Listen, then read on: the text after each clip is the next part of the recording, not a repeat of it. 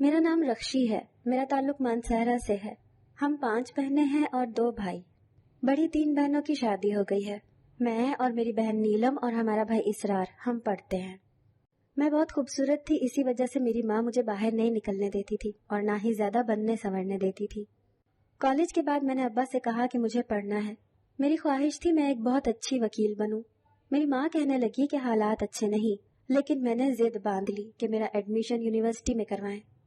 پھر کچھ قسمت ساتھ دے گئی. اسکالرشپ پر میرا داخلہ یونیورسٹی میں ہو گیا. یہاں میری ملاقات اسکندر سے ہوئی. وہ یونیورسٹی کا سب سے مغرور لڑکا تھا. پوری یونی میں بگڑا امیر زیادہ مشہور تھا. اس کو لڑکے جھک کر سلام کرتے تھے. کسی کی جرت نہیں تھی کوئی اسے کچھ کہہ کر نکل جائے. اگر اس کا موڈ اچھا ہوتا تو وہ کسی کی بھی مدد کرتا، کسی کی بھی چھوٹی سی خواہش کو پورا کرتا، ہر کسی سے بات کرتا. جب اس کا موڈ خراب ہوتا تو وہ کسی کو بھی لفٹ نہ کرواتا. کچھ لوگ جو اس کے اسٹیٹس کی وجہ سے اس کے ساتھ تھے وہ اس کے برے رویے کو بھی برداشت کرتے تھے، اور جنہیں اس سے مطلب نہیں تھا وہ اس سے دور رہتے تھے، کیونکہ اس سائیکو کو سمجھنا اور برداشت کرنا بہت مشکل تھا.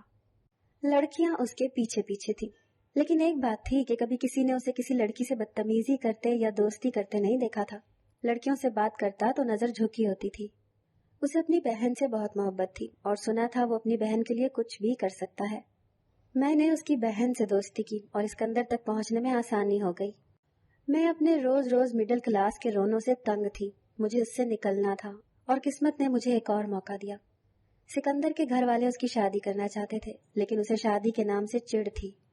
اس نے اپنی بہن کو ساتھ ملا لیا اور پلان کیا کہ کسی لڑکی کو راضی کرتے ہیں جو پیپر میرج پہ راضی ہو جائے. مجھے اور کیا چاہیے تھا، میں فوراً مان گئی. شادی بھی نہ ہوتی اور پیسہ بھی منہ مانگا مل رہا تھا.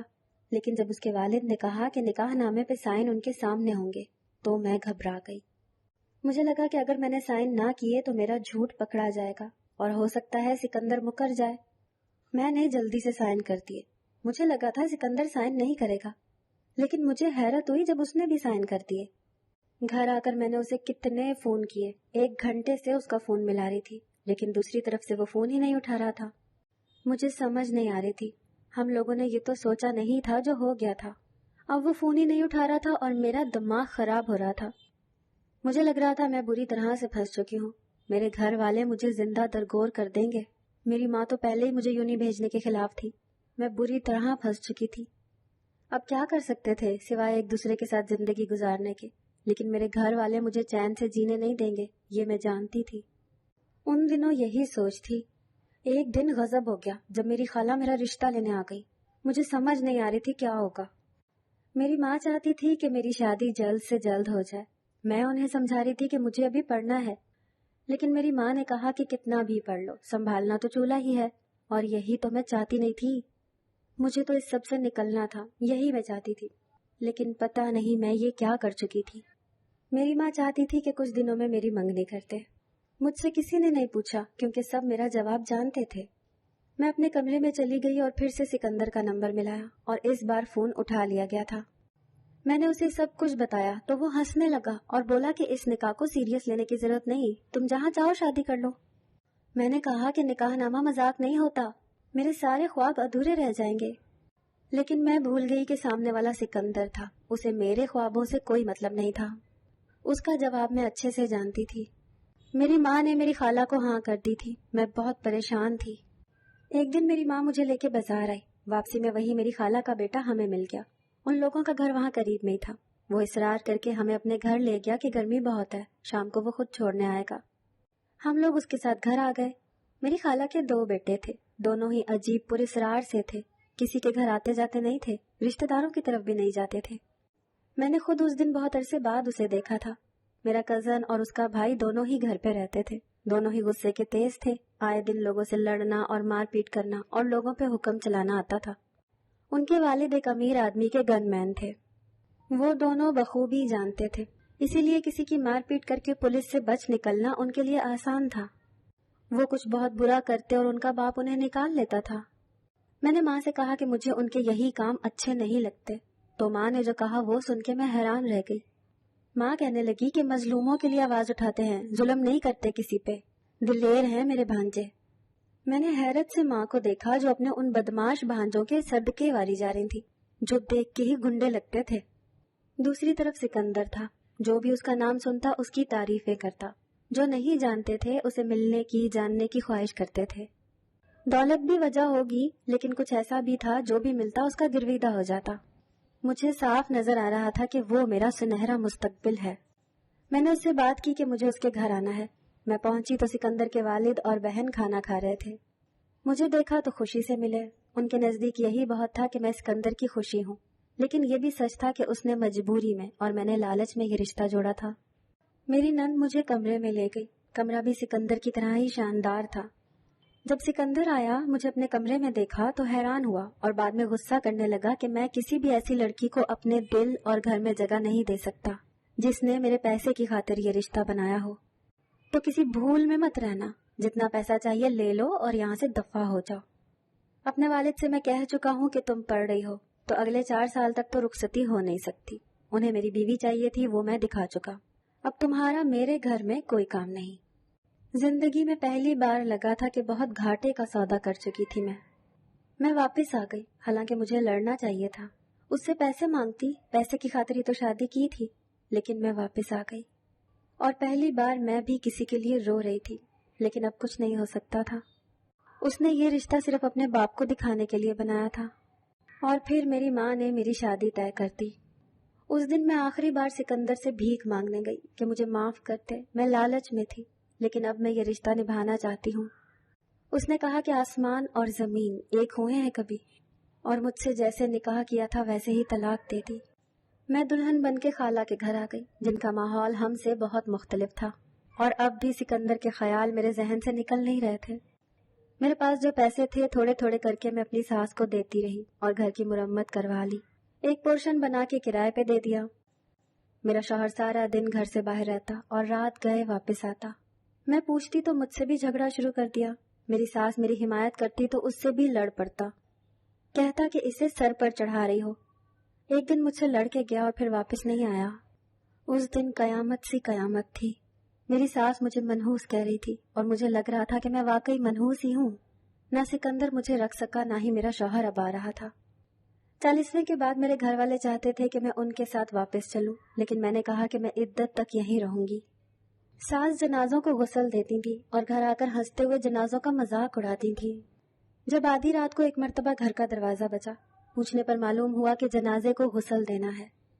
सास परेशान हो गई क्योंकि रात के 3 बज रहे थे, लेकिन वो लोग पैसे दे रहे थे, इसीलिए उनके साथ चली गई। जब वापस आई तो मजाक उड़ाने लगी कि इतनी लंबी औरत थी। अभी वो मजाक उड़ा ही रही थी कि उनके पीछे देखते ही हम सब की जान निकल गई, क्योंकि सफेद रंग के कपड़े में एक लंबी औरत उनके सर पर खड़ी थी। मैं और मेरी सास चीखने चिल्लाने लगे। मेरे ससुर भाग कर आए, लेकिन तब तक वहां कुछ भी नहीं था। लेकिन खौफ के मारे मैं और मेरी सास कुछ बोल ही नहीं पा रहे थे। मेरे ससुर ने हमें जमीन से खड़ा किया और चारपाई पे बिठा के पानी पिलाया। मेरे ससुर ने कहा कि मैंने मना भी किया था कि कभी भी किसी मुर्दे का मजाक नहीं बनाते, लेकिन तुम बाज नहीं आई। अब नफल पढ़ो, उस मुर्दे को सवाब ईसाल करो और माफी मांगो। मेरी सास दूसरे दिन बहुत बीमार हो गई। डॉक्टर ने कहा कि बिल्कुल ठीक है, लेकिन मेरी सास अजीब हालत में बैठी रहती। एक दिन मोहल्ले की कुछ औरतें आईं तो उनसे लड़ने लगी। वो सब मेरी सास को पागल कह रही थी। घर के हालात अजीब से हो गए थे। मेरी सास बीमार रहने लगी और एक दिन मैं सुबह नाश्ते के लिए जगाने गई तो पता चला कि वो हमेशा के लिए हमें छोड़ गई हैं। 6 दिन तक लोगों का ताजियत के लिए आना जाना रहा। फिर मेरी वालदा मुझे अपने साथ ले आई। क्या जिंदगी थी मेरी, जहां से चली वहीं आ गई थी, लेकिन खाली हाथ। रात का न जाने कौन सा पहर था जब मेरा भाई घर में दाखिल हुआ। बाकी सब सो रहे थे, मैं ही जाग रही थी। मेरा भाई भी मेरी वजह से टेंशन में था। कहने लगा, बाकी सब किधर हैं? मैंने कहा कि वक्त देखो, इस वक्त कहाँ होंगे, जाहिर है सो रहे हैं। मेरे जवाब पर वो सर हिलाता कमरे की जानिब बढ़ गया। मैं उसके पीछे आ गई। उससे पूछा कि वो इतनी देर से घर आता है, माँ परेशान होती है। उसने मेरी तरफ देखा और जो कहा उसे सुनने के बाद मेरे पैरों तले से जमीन निकल गई। बोला, सिकंदर कौन है? मैंने नजरें झुका ली और वहीं बैठ गई। ये तो वो बाप था जिसे मैं बंद करके आई थी और समझती थी कि किसी को भी नहीं पता। मैंने कहा कि मैं नहीं जानती, लेकिन ये झूठ अगले दिन झूठ साबित हो गया। सिकंदर हमारे घर आ गया और बोला कि मैं उससे मोहब्बत करती हूँ। हम दोनों ने निकाह किया था। एक कयामत थी जो मुझ पे थी। मेरी माँ मुझे पीटने लगी। मेरे भाई मेरी तरफ बढ़े। सिकंदर आगे आ गया और बोला कि कोई हाथ नहीं लगाएगा। میری ماں نے کہا کہ تم کس نکاح کی بات کر رہے ہو؟ کب ہوا تمہارا نکاح؟ سکندر نے بتایا تو سب مجھ پر لعنت بھیجنے لگے۔ اس حساب سے دوسرا نکاح تو پھر ہوا ہی نہیں تھا، جبکہ میں جانتی تھی کہ سکندر مجھے طلاق دے چکا تھا، لیکن یہ بات صرف میں اور سکندر ہی جانتے تھے۔ میرے گھر والوں نے مجھے گھر سے نکال دیا۔ مجھے سکندر کھینچتا ہوا گاڑی تک لایا اور بولا، تم نے میرے باپ سے کیا کہا ہے؟ میری آنکھیں حیرت سے کھلی رہ گئی۔ کچھ دن پہلے میں سکندر کے باپ سے ملی تھی، اچانک ملاقات ہو گئی تھی ایک اسٹور پہ۔ انہوں نے پوچھا تو میں نے کہا کہ سکندر تو مجھے چھوڑ چکا ہے۔ سکندر کی ماں نے اس کے باپ سے طلاق لے لی تھی۔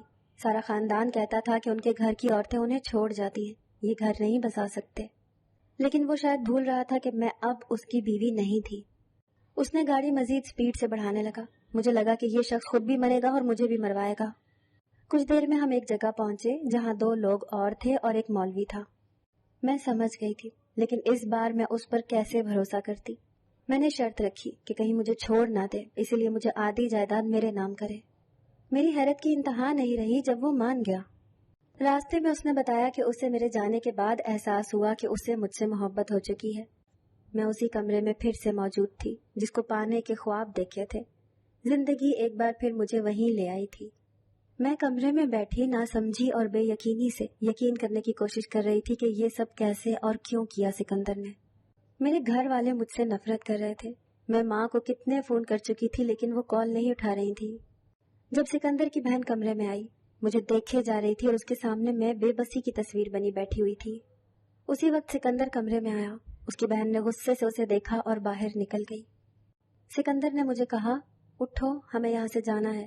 تمہارے بھائیوں کی غیرت جاگ گئی ہے، انہیں لگتا ہے انہیں سکندر اور اپنی بہن کو زندہ نہیں چھوڑنا چاہیے تھا۔ ساتھ ہی سکندر ہنسنے لگا۔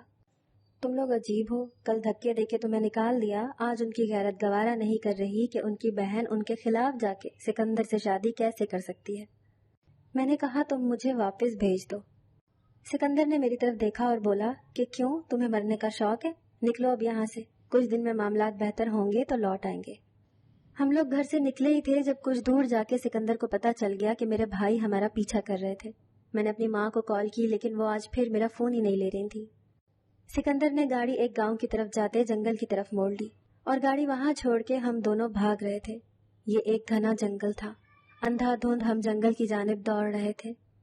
زندگی کس رخ پہ لے آئی تھی؟ یہ سب کیا ہو رہا تھا؟ میرے بھائی میری جان کے دشمن ہو گئے تھے۔ میں تھک چکی تھی، میری سانس پھول چکی تھی۔ میرا دل چاہا میں خود اپنے بھائیوں کے سامنے جاؤں، لیکن سامنے کھڑا شخص جو اب میرا شوہر تھا، جس کی وجہ سے آج یہ دن دیکھنا پڑا تھا، اسے کیسے موت کے منہ میں دھکیل سکتی تھی؟ جبکہ میں جانتی تھی کہ محبت تو مجھے بھی ہے اس سے۔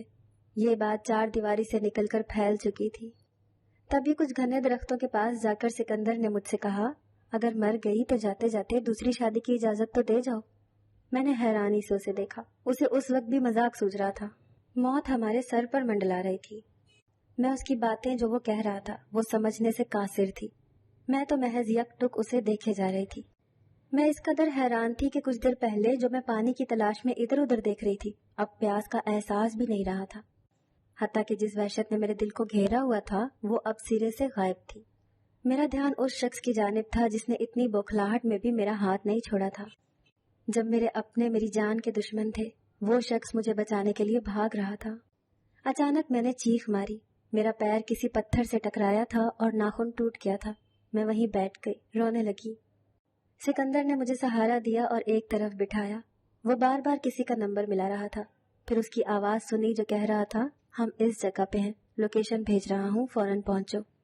میرے پیر کو دیکھتے ہوئے سکندر نے کہا کہ اب بتاؤ، جو لوگ بیچ راستے میں چھوڑ جائیں ان کے ساتھ کیا کرنا چاہیے؟